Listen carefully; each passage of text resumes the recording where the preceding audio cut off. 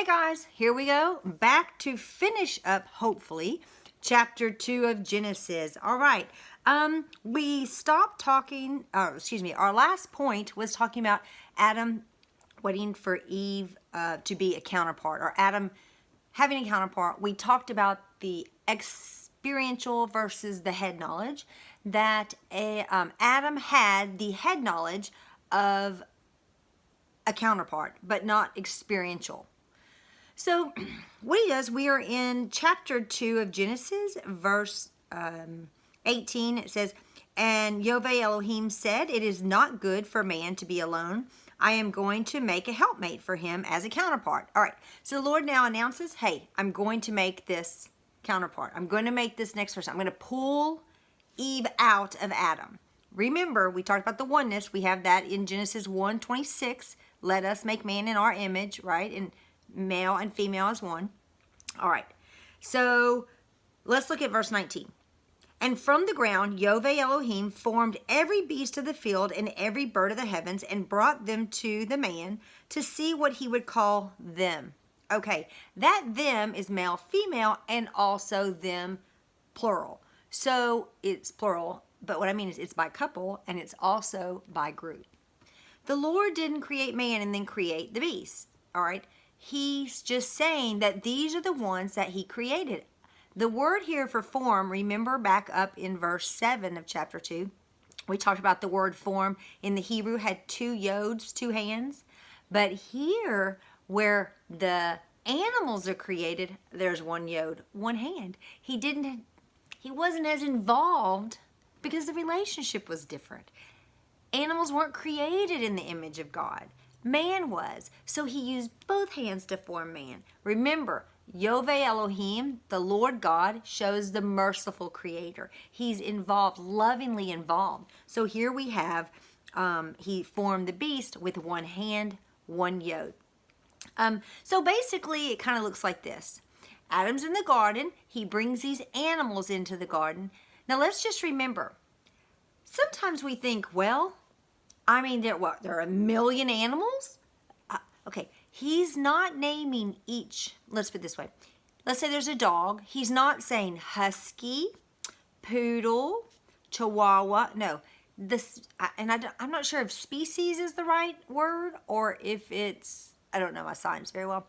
Anyway, is it like the kingdom? Is it, I don't know. I'm showing my stupidity right now. Anyway, let's just say species. I think that's what it is. In other words, canine goes on. Bovine go on. So it's cattle, it's dogs, it's cats. See what I mean? Because I have heard, I've not, and I've read, but I, again, am not scientifically skilled, are really well versed, what I want to say. I'm not well versed in this, so I don't know, but from what I've read, they can literally take the DNA from all cats and go back to one type of cat. Same thing with dogs, same thing with horses, same thing. So my point is, this is all happening on the 6th day. This isn't taking Adam 24 hours. This isn't taking Adam, I don't know, however many hours. It could all happen in the 6th day. I think sometimes we take the knowledge of what we see today and look at all the, look at the lizard, look at this kind of lizard, look at the umpteen million frogs. Okay, he's naming frog, lizard, that type of thing. Okay, and again, it doesn't really say reptiles, it says animals, so I don't want to start adding to this. Here's the key to this though. As he's naming them, remember the Lord gives Adam and Eve dominion over them. He's going to take care of them. Adam's going to take care of these animals. He's going to have a good relationship with them. So in doing that, he's allowed to name. When you own something or you have dominion over them, you're allowed to name them. If you notice, Adam has a name by God, right? God calls him Adam. God created him. But God is allowing Adam to name the animals. Pretty nice, huh? So he goes through, he's naming, he sees there's 2 dogs, 2 horses, 2 hippopotamuses, 2 monkeys, 2 cats, 2 giraffes. Huh. 2, 2, 2, 2, 1. What became experiential in this process was he saw they each have a helpmate. But Adam's like, I don't have a helpmate. Huh, where's my female? Male, female, where's my female? So by the end of naming all the animals, now Adam has the experiential knowledge of, I'm missing something. Something isn't by my side like they have by their side. So again, verse 19, it says, for from the ground the Lord formed. Let me start that over. And from the ground, Yahweh Elohim formed every beast of the field and every bird of the heaven and brought them to man and see what he would call them. All right, so we've got birds. So we're going to say reptiles are in there also. And whatever the man called each living being, it was his name. So the Lord absolutely honored. Again, remember, Adam has unbelievable knowledge, okay? All right. And full language, a full working understanding of language. And I would say it is probably Hebrew, and we're going to go with that because the Bible was written in Hebrew. So let's say God's language is Hebrew. That's what I'm going for. Verse 20 says, so the man gave names to all livestock and all the birds of the heavens and to every beast of the field. But for man, there was not found a helpmate for him as his counterpart. Okay, so there's no one that he saw that he's like, that'll be perfect for me. They all have their mates. Again, experiential. Verse 21, so Yahweh Elohim caused a deep sleep to fall on the man, and he slept. And he took out of him a rib and and then closed up the flesh in its place. You know, the word rib there actually, it means side. We always say he pulled out a rib. But it means from the side, not from his feet, not from the top of his head, but from his side. Because as oneness, they're going to be side by side. It said that Eve was considered the spiritual eyes, meaning while they're working together, she was to stay very observant. Basically, she had his back. She watched his back. That was her job, to watch Adam's back as they worked together. Now, let's see, how do I want to say this? You often hear, well, when Jesus was on the cross, you know, they stabbed him in the side, out of his side came blood and water. And a lot of times you'll hear people say, well, that's when the church started. That's when the bride of Christ came out of the side through the blood and water. All right, I won't argue that. It's an interesting thought.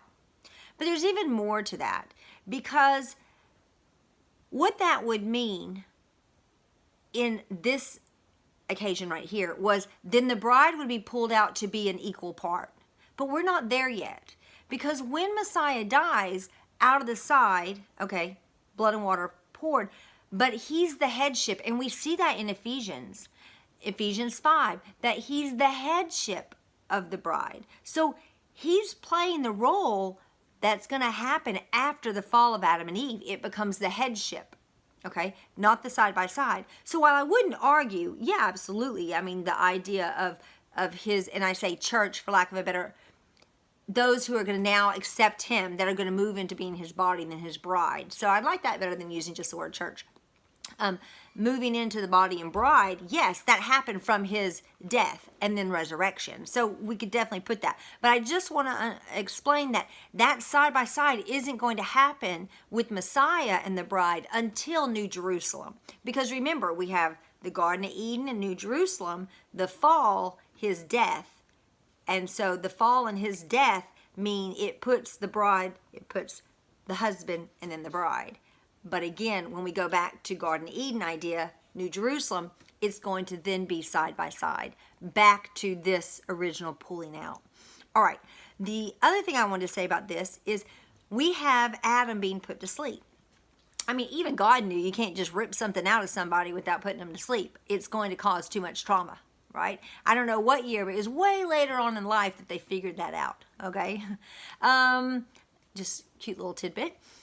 But another thing was there's someone else who gets put to sleep and something happens. And that's Abraham. Abraham is put into a deep sleep and we'll talk about this, but I just want to bring it up because Abraham is put into a deep sleep, and when he is, that's when there's a covenant that happens. And basically that covenant, that is the preparing of the bride. So if you want to do a comparison with the children of Abraham becoming the bride of Messiah, or the bride of God, that is a awesome comparison. Both men are put to sleep. And from that comes the raising of, or the preparedness, or whatever, of the bride. Okay, so let's go down to verse 22.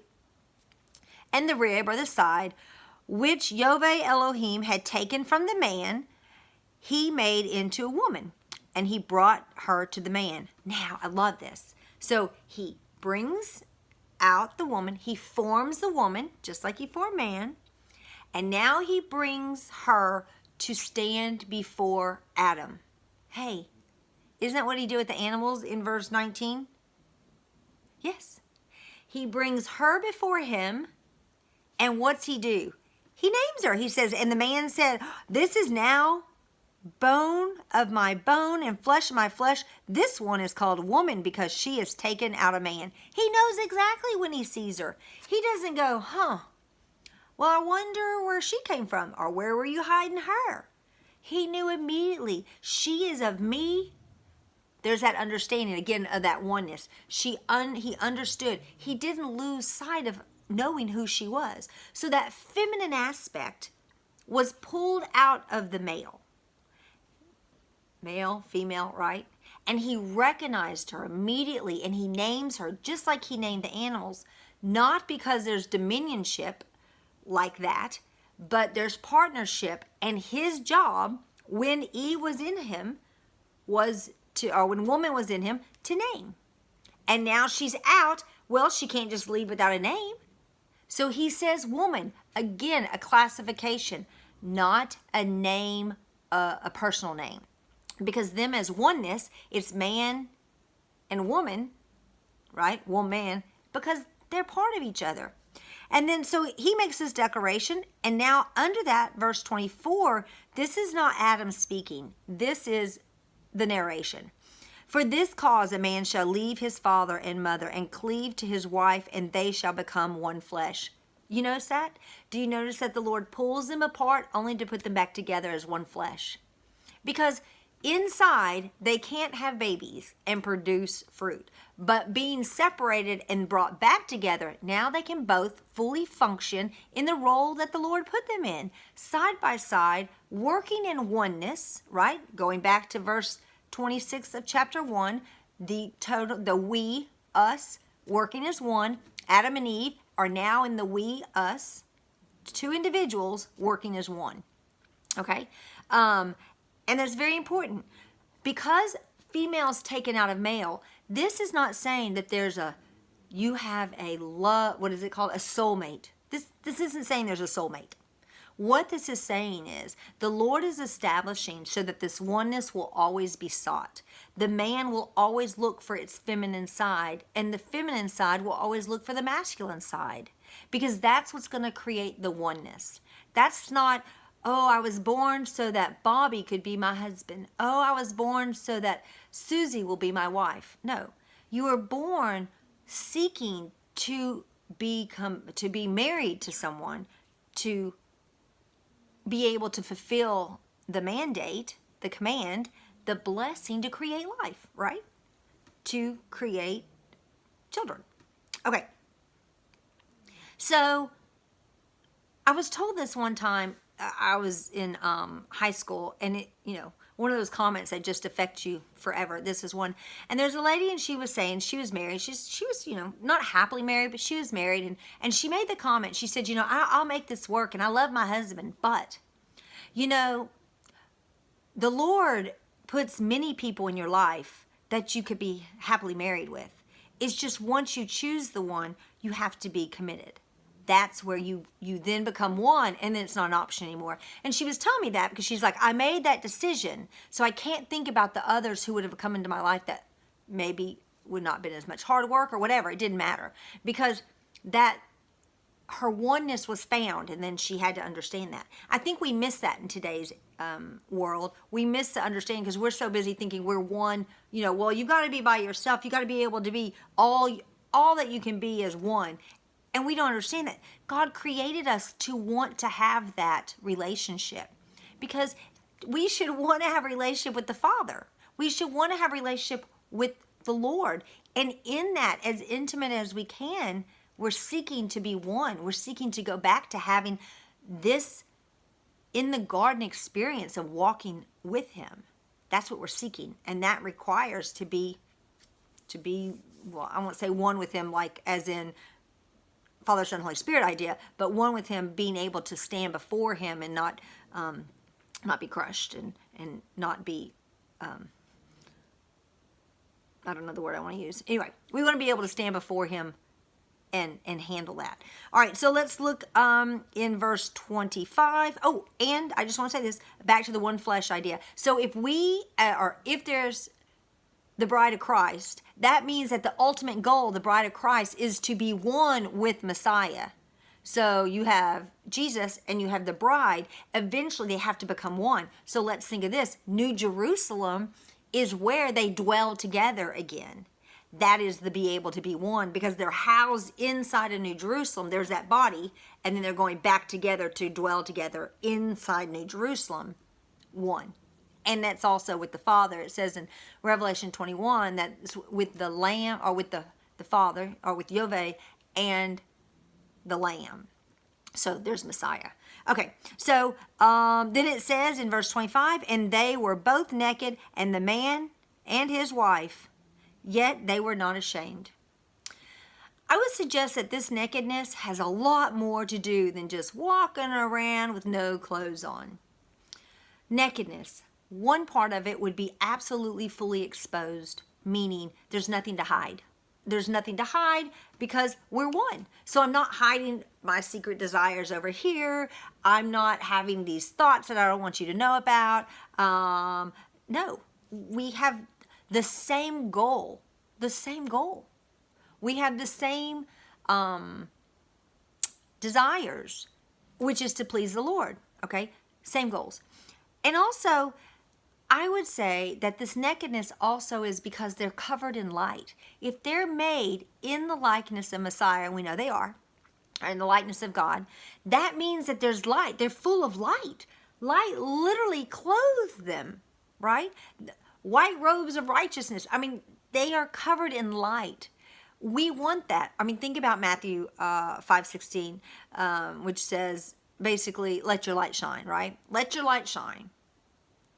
Because that's our goal, to get back to be clothed in that light again.